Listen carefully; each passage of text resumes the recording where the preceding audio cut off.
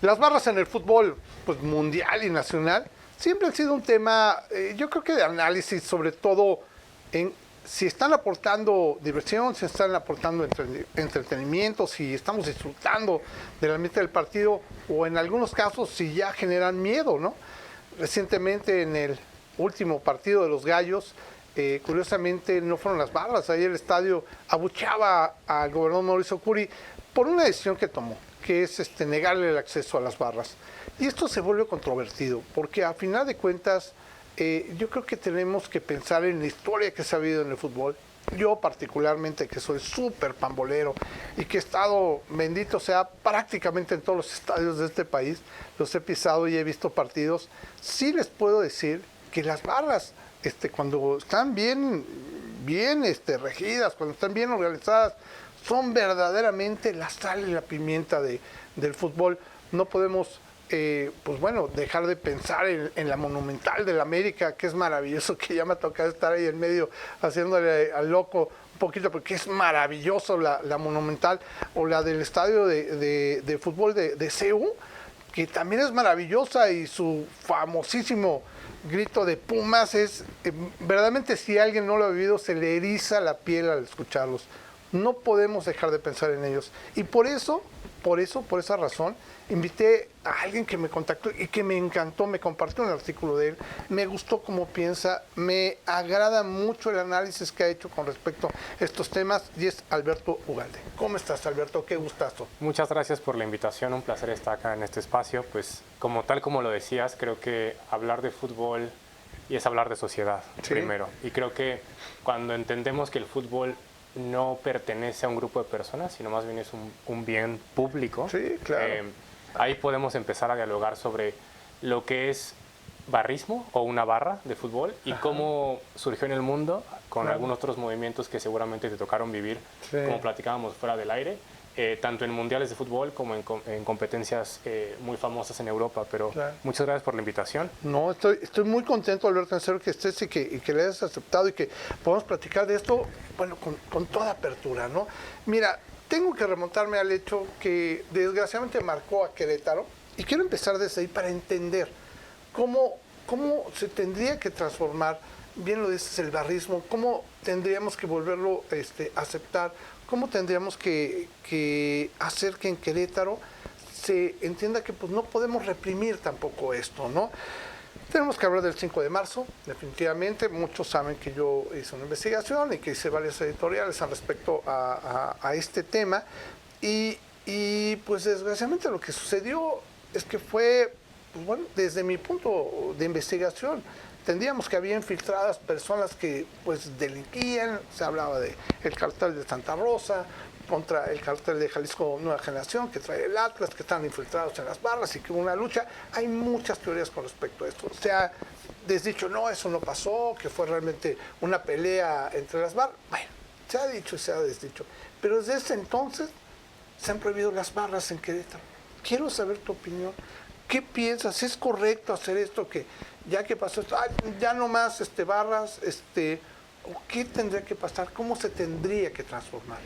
Claro, me parece respondiendo a tu pregunta muy directamente, me parece una solución simple y que atiende a un problema público, como lo fue este acto, de manera muy a la mexicana, que es criminalizar, por un lado, a un colectivo demasiado grande para estandarizarlo. Es decir, nosotros en sociología, en la Escuela del TEC de Monterrey, lo vemos con nuestros estudiantes, ¿no? Aquí en Campus Querétaro. Hablar de una barra de fútbol es hablar de un colectivo tan diverso que sería imposible para un gobierno conocer cuáles son los tejidos sociales que está detrás de una barra, ¿no? Por supuesto. Y lo diré de la siguiente forma. El barrismo surge en el siglo XX a consecuencia de identidades sociales. En Argentina, en Colombia, en Brasil, en algunos países que por ahí incluso un gran autor de un libro que recomiendo mucho que se llama Eduardo Galeano, Fútbol a Sol y Sombra, te habla de cómo el país en sí mismo se creó a partir de una rivalidad de fútbol, ¿no? Claro. Como lo fue Uruguay-Argentina, ¿no? Los primeros choques violentos entre uruguayos y argentinos. Y creo que ese sería, desde mi punto de vista, el desconocimiento de lo que es la política pública del deporte, ¿no? Así es.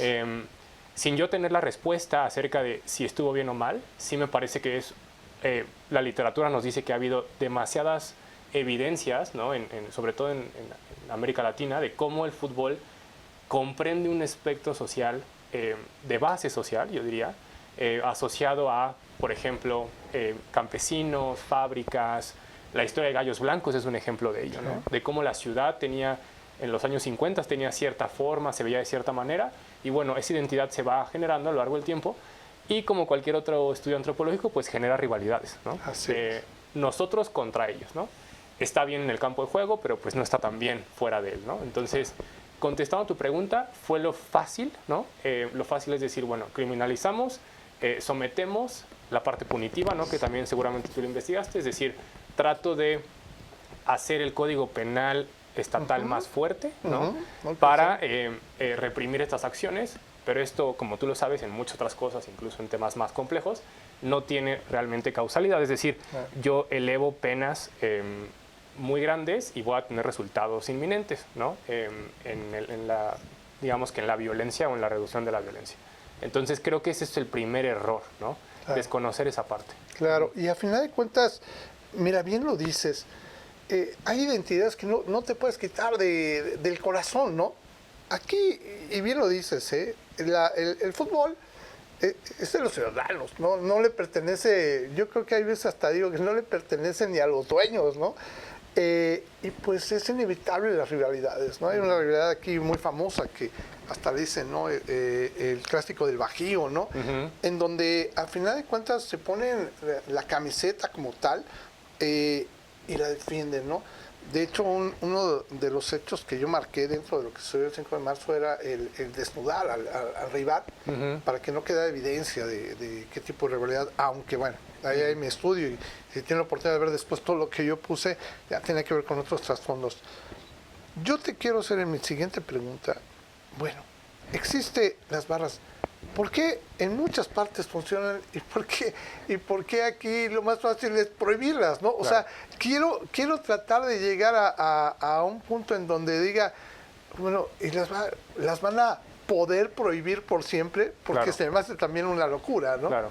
Pues me parece que es una narrativa, ¿no? Como cualquier gobierno, hay cierta narrativa que hay que impulsar, ¿no? Y desde la parte deportiva conocemos que el barrismo tampoco es solamente latinoamericano, ¿no? Claro. Si vemos Europa, hay otras connotaciones de barra, ¿no? En Italia, un ultra, por ejemplo, claro, ¿no? Que tiene connotaciones políticas serias, y aquellos que no, que están entre la izquierda y la derecha, podríamos decir que Berlusconi, un gran actor en la política italiana, ¿no? De extrema derecha, como lo considero yo, utilizó un equipo de fútbol para reafirmar una forma de pensar de Italia, ¿no? Que es el club de fútbol Milán en el norte de Italia.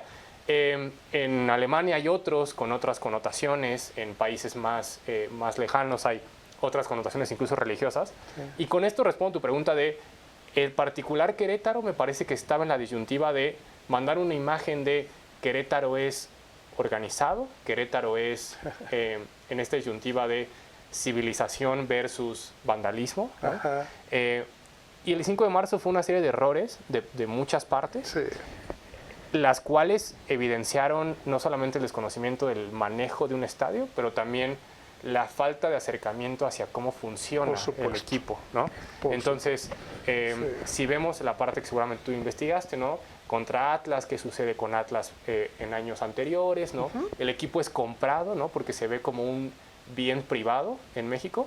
Siempre les digo a mis colegas, en Argentina los equipos no son privados, y eso les vuela la cabeza, porque piensan en Argentina, ¿no? Como el máximo exponente en América Latina, igual que Brasil, pero el equipo tiene otra índole social. Entonces creo que eso es importante, ¿no? Acá hubo 3 dueños, ¿no? En lo que lleva la historia de Gallos en los últimos 15 años, y en ese andar me parece que fueron muchos errores, ¿no?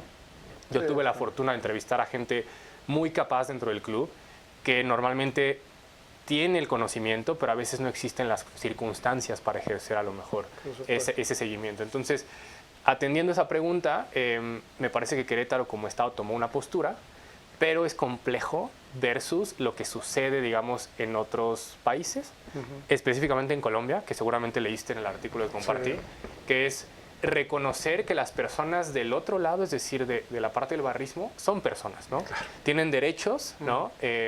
Obligaciones también como cualquier persona, pero no hemos trazado esa línea de qué derechos tiene una barra, qué obligaciones tiene una barra, quién representa la barra, ¿no? Porque la barra no es una persona, la barra es un colectivo. Exacto. Y en Colombia lo que han hecho es avanzar ese tema para que de la parte legal tengamos mucho más margen de maniobra y no solamente sea, bueno, tú haces algo en el estadio y te mando a la cárcel 20 años, ¿no? Sí.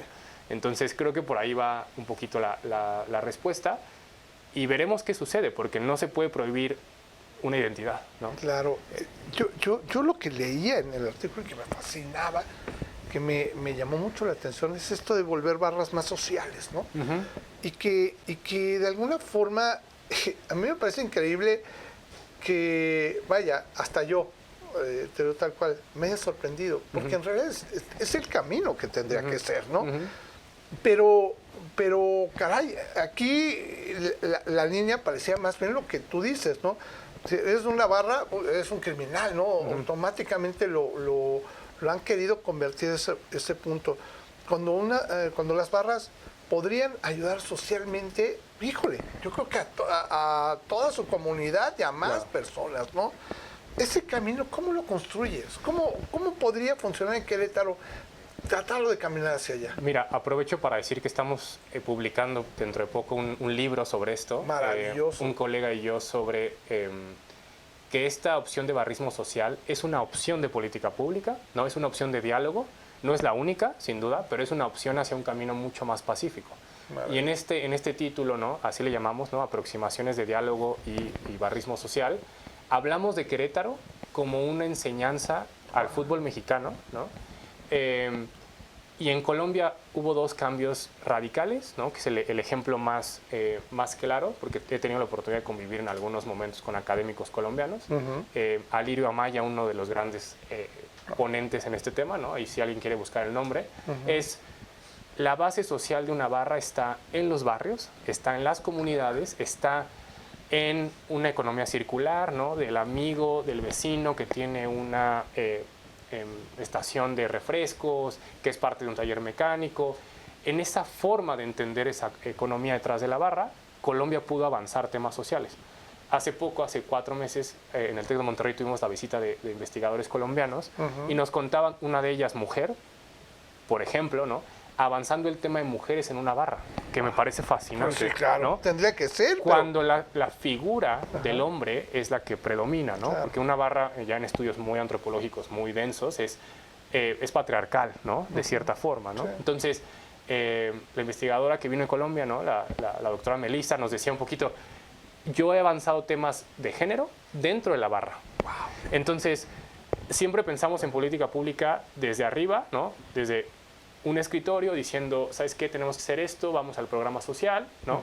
Y aquí es lo opuesto, ¿no? Aquí es trabajar desde la pirámide, digamos, la base de la pirámide, a temas sociales, género, y la otra nos decían educación, ¿no? Es decir, ¿qué tanto las escuelas están relacionadas al fútbol, ¿no?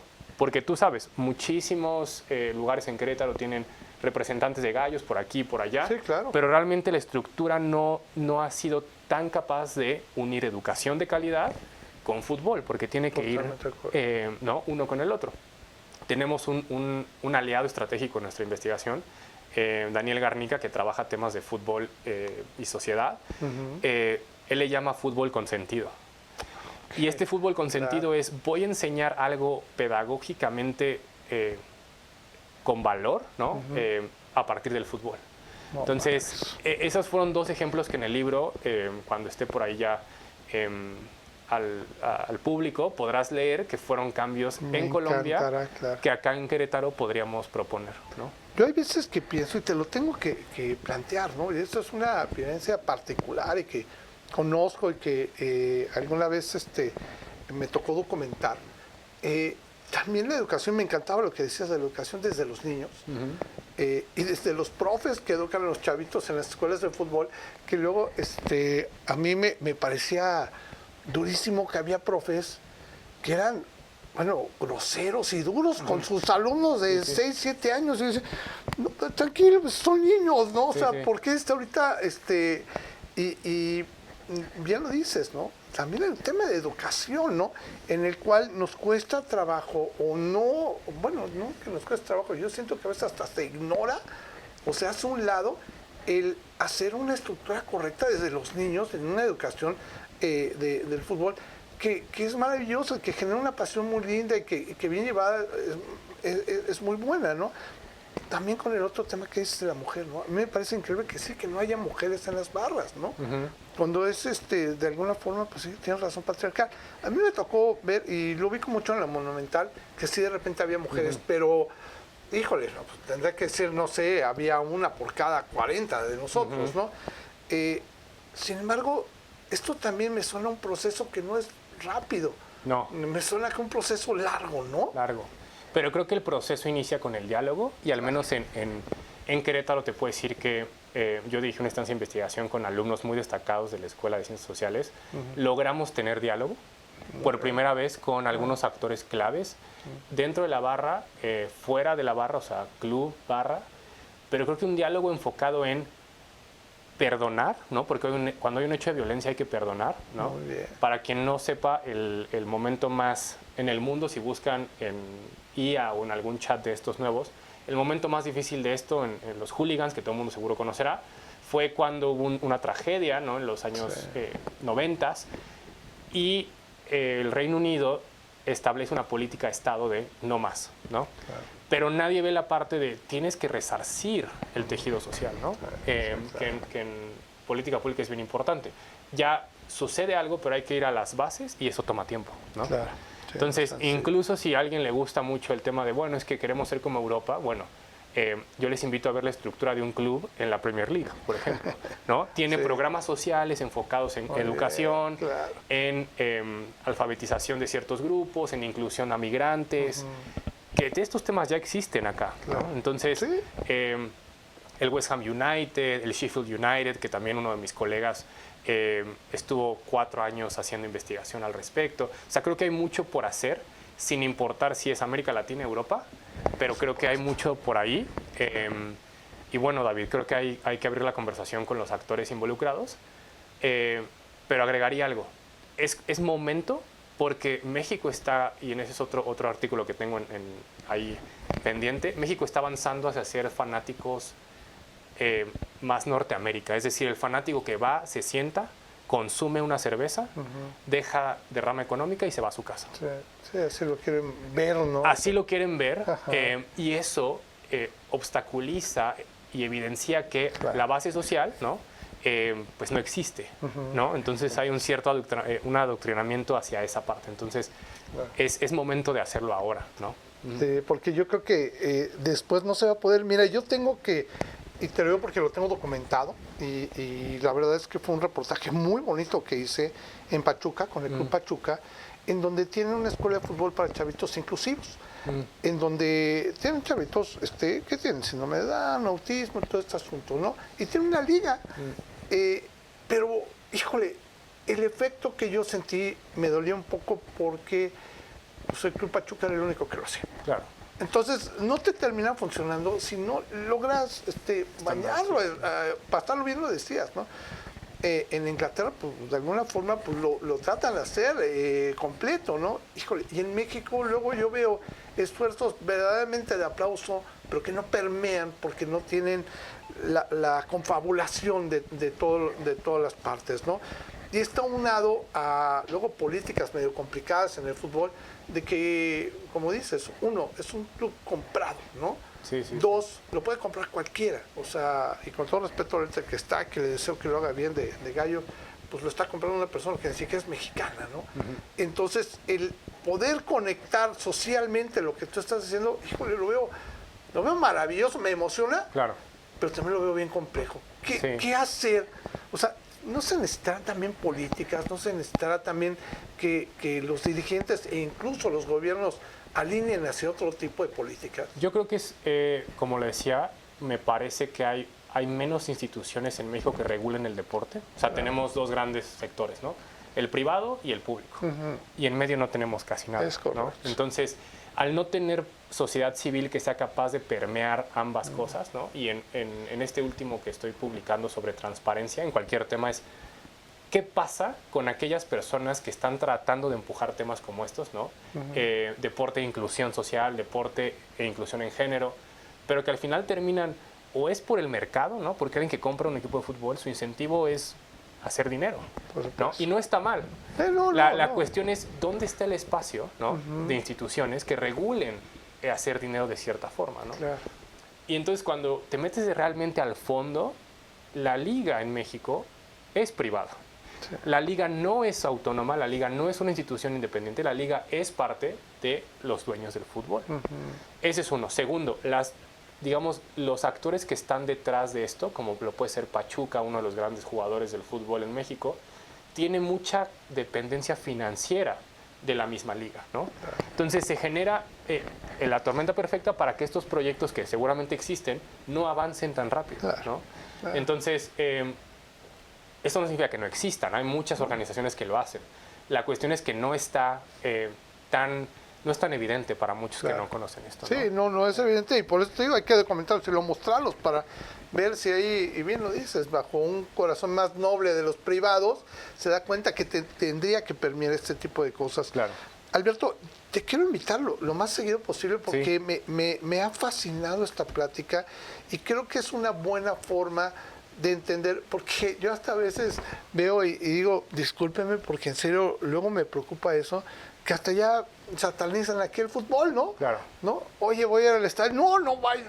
Claro. Bueno, pues, o sea, creo que también el permear, el ir a hacer actos correctos y también romper, me gusta mucho lo que dices, este tipo de aficionado que va, consume y se regresa y que lo único que importa es lo que dejaste en el estadio, no la actividad social que hiciste, si vas con amigos y haces este tipo de cosas. Que digo, luego en el estadio muy bonitos, bueno, allá en Monterrey veía que luego afuera se ponen a hacer carne y hacen actividades mucho más sociales, y aquí en Querétaro pues, no pasa eso, ¿no? Hay que ir al estadio, consumir y te regresas. Yo te quiero pedir por eso que sigamos viniendo, que digo, te quiero seguir invitando para que sigamos platicando y que documentemos y que hablemos de este tipo de cosas que se pueden mejorar. No me quiero ir sin un comentario, sin hacerte una pregunta más, uno, ¿cómo consultarte? ¿Cómo pueden contactarte? Dos, ¿qué consejo dejas aquí sobre la mesa para que empiecen a tener una visión diferente? Uno, los aficionados. Porque yo creo que somos, en realidad, el núcleo de todo este asunto, ¿no? ¿Qué visión tendríamos que empezar a romper? ¿O cómo tendríamos que sentir esta nueva imagen de, me encanta el concepto de una barra social, para que empiece a suceder?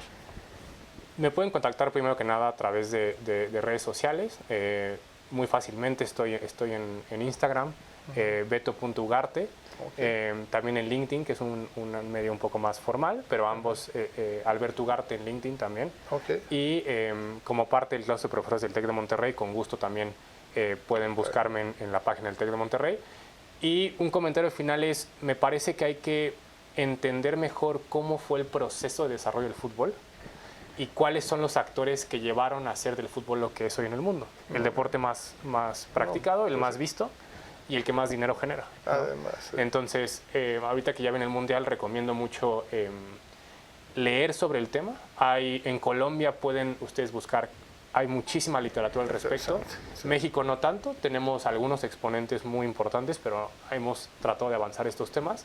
Y por último diría, hay que entender que el fútbol es parte de la política social de un estado, ya sea Querétaro o el estado mexicano, y que no puede estar regulado únicamente por o el mercado o las políticas públicas establecidas por un gobierno. Me parece que hay que involucrarnos más y pues ahí dejaría yo que tu audiencia pueda contactarnos para seguir platicando. Y me encantó porque ya nos dejas mucha tarea para pensar para la próxima vez que puedas venir. Ver los comentarios que dejan, porque me interesó mucho la plática y ver cómo vamos apoyando, ¿no? Como parte de los estadios y como ciudadanos también estas políticas para que mejore. Alberto Ugarte, muchísimas gracias por estar con nosotros. Gracias a ti por la invitación, David. No, estás cordialmente invitado a seguir. Gracias. Y amigos de Querétaro, ahora yo les quiero pedir el favor. Bueno, ahora sí, comenten todos los comentarios que quieran hacerle a Alberto, lo pueden hacer a través de nuestras redes sociales y también a través de nuestro sitio web, queretoverdad.mx. Que tengamos un extraordinario día. Hasta pronto.